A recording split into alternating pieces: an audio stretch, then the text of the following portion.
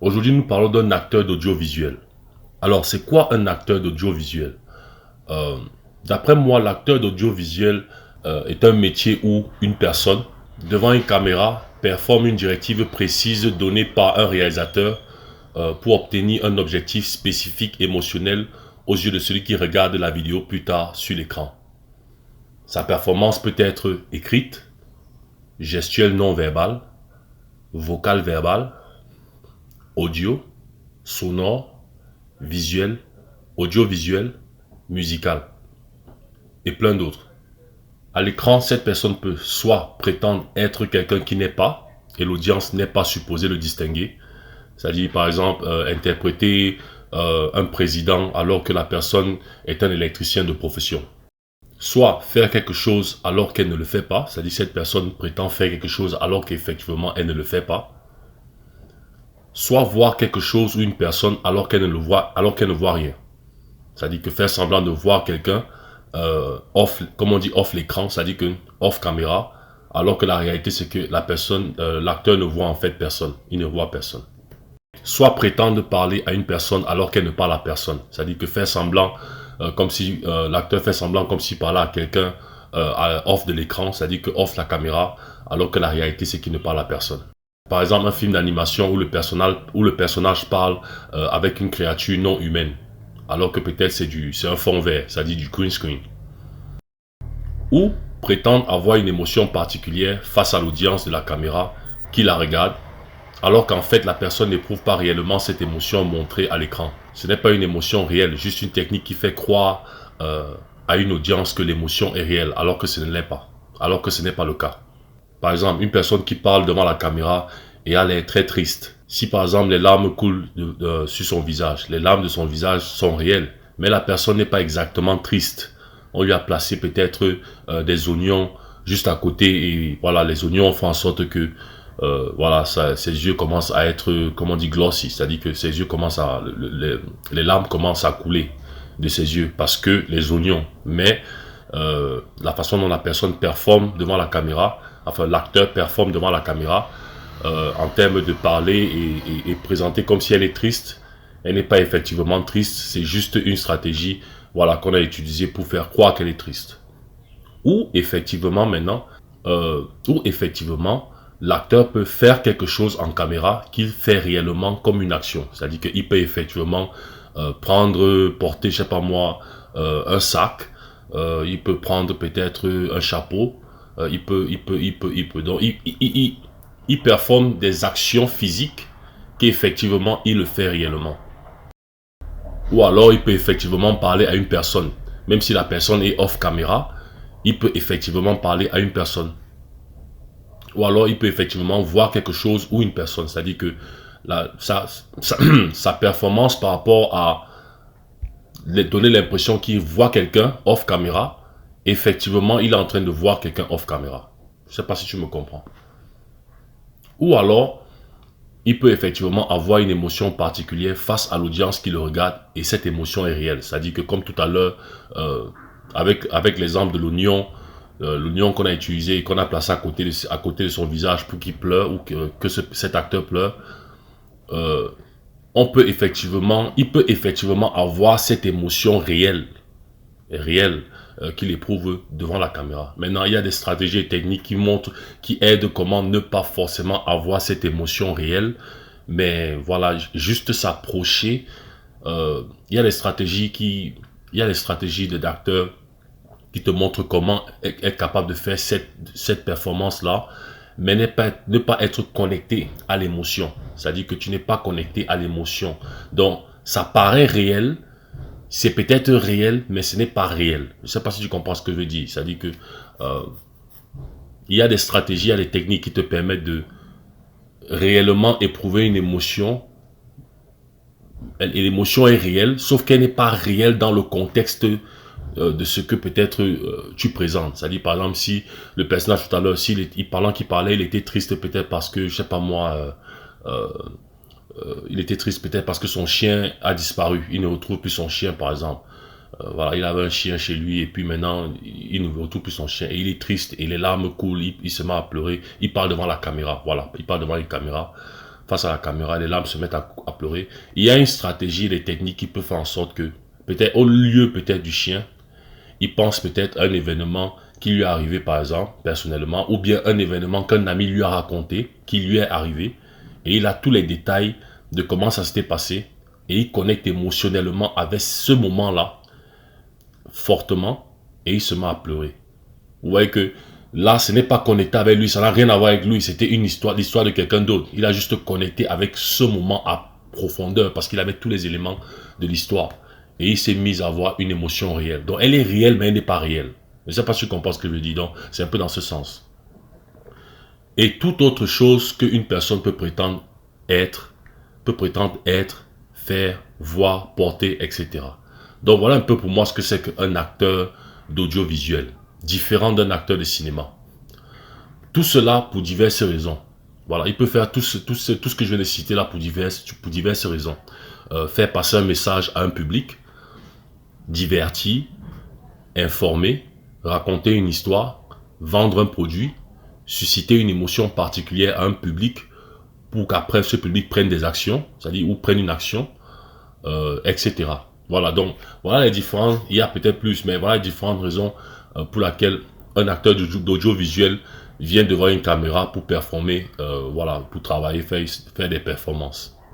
Cet acteur peut performer devant une caméra pour une vidéo de production, une vidéo de promotion, une publicité, un message d'annonce, un film ou tout autre produit audiovisuel par rapport à une vidéo. Maintenant, son travail c'est quoi? Juste brièvement, son travail c'est de donner au réalisateur la performance qu'il recherche pour le projet de sa vidéo. C'est tout. Donne au réalisateur la performance exacte qu'il recherche pour le projet de sa vidéo. Voilà son travail, le travail de l'acteur d'audiovisuel. Maintenant, parlons du casting et des embauches. Normalement, l'acteur est embauché à travers un casting où il y a d'autres acteurs aussi d'audiovisuel qui voudraient être sélectionnés. Mais cela peut arriver que l'acteur soit sélectionné et embauché à travers une agence d'acteurs d'audiovisuel. Ou alors juste directement sur son compte, à travers son compte de profil web. Voilà, donc ce marché n'est pas encore grand ici chez nous, les agences d'acteurs d'audiovisuel, mais au fur et à mesure dans le futur, c'est quelque chose qui va commencer à devenir voilà, big, c'est-à-dire grand. Et voilà, certains acteurs d'audiovisuel pourront souscrire dans ces agences-là pour pouvoir avoir plus de travaux dans le métier de l'industrie audiovisuelle. Mais tu peux déjà avoir des bases où tu commences à travailler personnellement, comment chercher du travail, ce genre de choses. Ici, c'est beaucoup plus pour le guide de l'acteur de cinéma camerounais, l'acteur de cinéma au lieu de l'acteur de l'audiovisuel. Mais ça s'applique un peu. Si tu suis ce guide à la lettre, tu vas comprendre comment appliquer la même chose en tant qu'acteur d'audiovisuel. Parlons des contrats. Parlons du contrat. Une fois embauché, l'acteur devait recevoir un contrat ou une lettre d'engagement qui lui donnerait toutes les informations sur les clauses de travail à respecter, c'est-à-dire toutes les clauses de travail, ne pas être en retard, respecter le plateau, respecter les techniciens, ce genre de choses. Il y a d'autres clauses qui peuvent parfois voilà, faire partie de ce contrat-là. Le montant de sa paye de travail, donc combien il sera payé. Les possibilités de résolution en cas de situation de conflit entre les deux parties, c'est-à-dire que entre la production, non réalisateur, production et l'acteur. Les éléments de participation de l'acteur si nécessaire, par exemple ses CV, s'il a des CV, des photos, si par exemple le studio a besoin de ses photos ou de ses CV, voilà, etc. Bref, ça peut arriver que le studio ait besoin d'une certaine forme de documentation entre-temps durant la production. Okay? C'est-à-dire que de la pré-production à la production. Les éléments de travail qui seront à sa disposition pour l'acteur de cinéma. Non, les éléments de travail qui seront à la disposition de l'acteur d'audiovisuel. C'est-à-dire que le studio doit expliquer sur le plan de documentation écrite formelle, voilà comment dire, qu'est-ce qui sera à sa disposition. C'est-à-dire que quand il sera le jour du plateau, le jour du tournage de production, qu'est-ce qui sera à sa disposition. Il aura peut-être on va lui donner les habits les habits pour performer. Non, il n'aura pas à porter ses propres habits, par exemple. Maintenant, tu as les productions où ils te disent que tu vas devoir porter tes propres habits. Ils te disent un peu qu'est-ce de d'habitude à porter par rapport à la performance. Mais la majeure partie du temps, dans les normes de l'audiovisuel, quand c'est une bonne production, le client a vraiment payé pour et tout ça, ils doivent avoir des vêtements. C'est-à-dire, ils doivent avoir les vêtements pour la performance de l'acteur. Donc, ils te disent un peu les différents éléments qu'eux, ils doivent fournir pour toi. Le make-up, voilà, par rapport au make-up, si tu dois avoir des make-up, tout ça, donc des trucs que tu n'auras pas à payer, voilà, ce genre de choses. Les éléments de situation environnementale de travail à la disposition de l'acteur d'audiovisuel.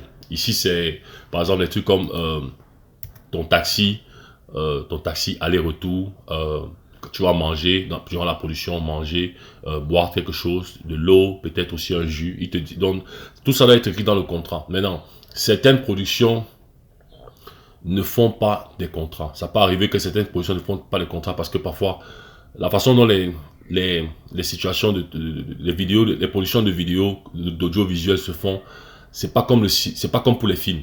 Parfois, ça va un peu très vite.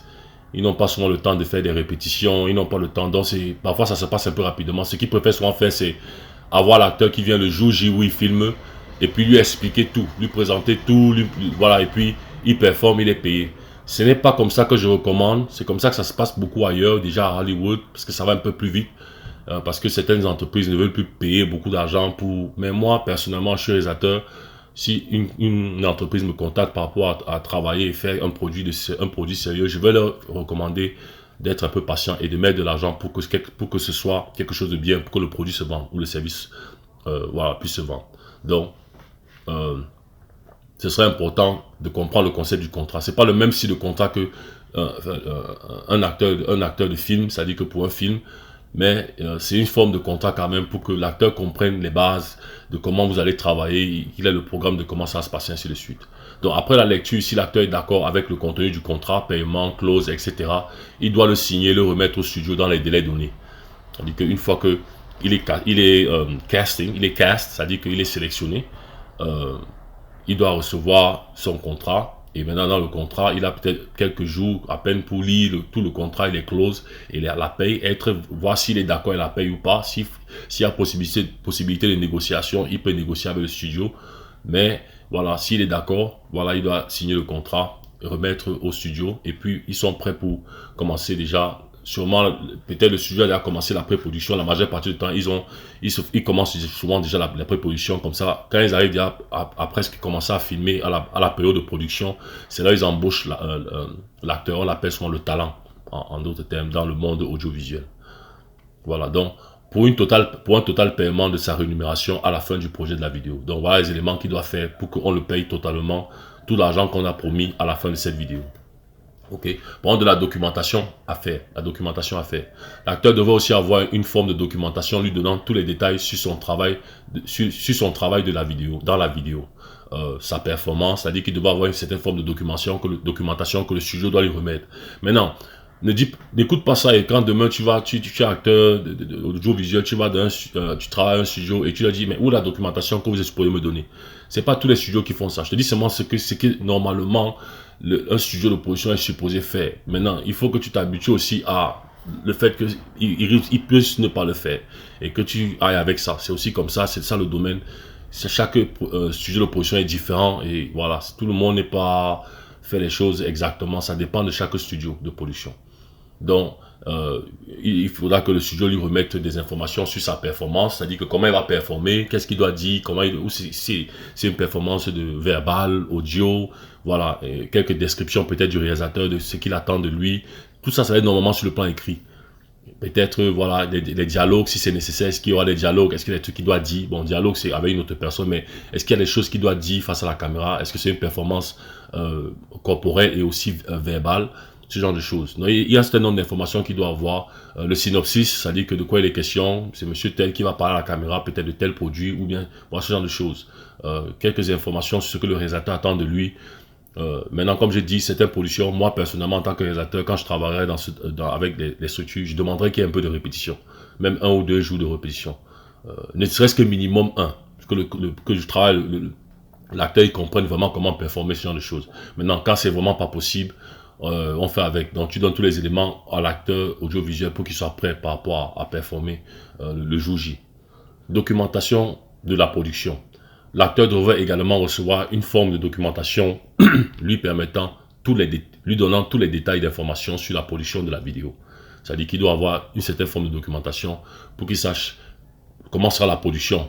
Les dates, c'est-à-dire quand est-ce que la production, les heures, à quelle heure il doit être là, ce genre de choses, le planning, le programme, les timings, le lieu, etc. Donc bref, tout ce comment sera la production, où est-ce qu'il doit être, ce genre de choses. Voilà, donc ça c'est aussi important. L'acteur ne travaille pas normalement avec son vestimentaire personnel, c'est plutôt, comme j'ai déjà dit, le studio qui est supposé le lui fournir. Okay?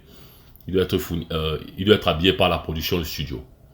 Maintenant, pareil pour le maquillage. S'il faut qu'il soit maquillé, c'est le studio qui doit prendre soin de cet aspect-là. Pareil pour être coiffé.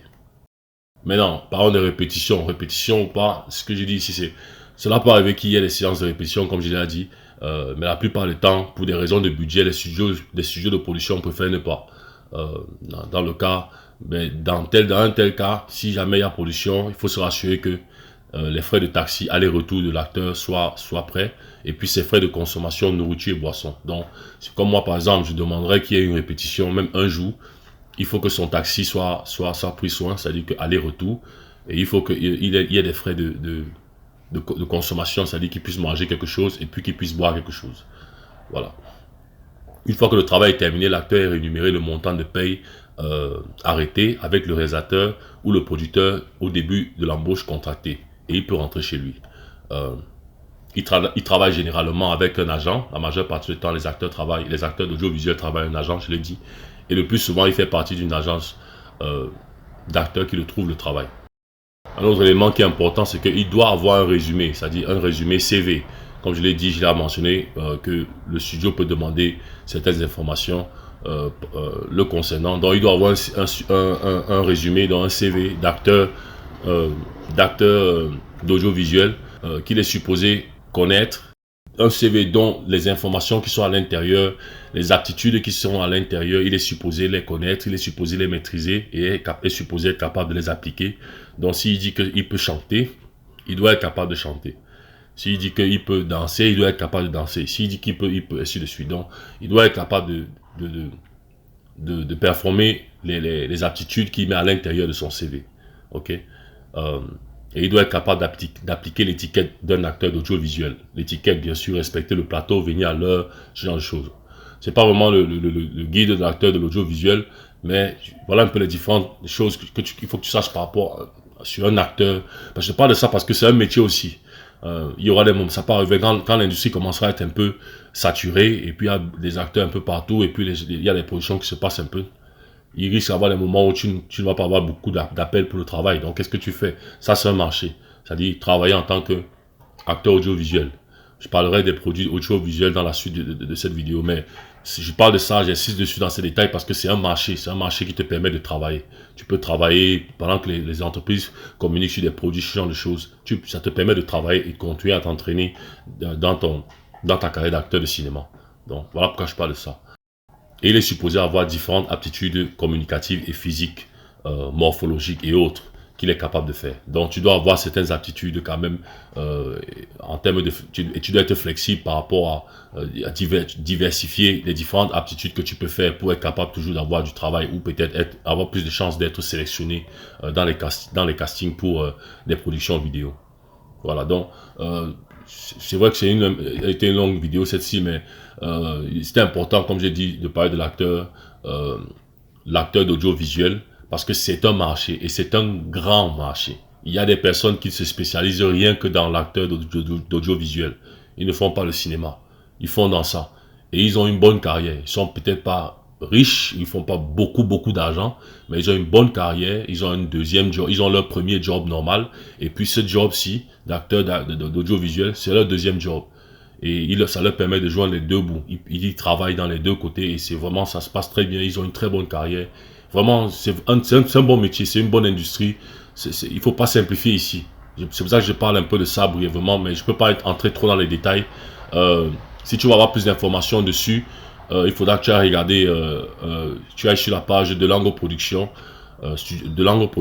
Là-bas, ça parle du studio de production de Lango et comment comment nous travaillons. Ça parle de tous les inside en fait d'un studio de production au Cameroun, comment collaborer avec eux. Et là-bas, je parle de tout complètement. Je parle comment nous faisons les calculs pour évaluer les coûts des travaux peut-être de production, que ce soit peut-être d'un show télé ou bien peut-être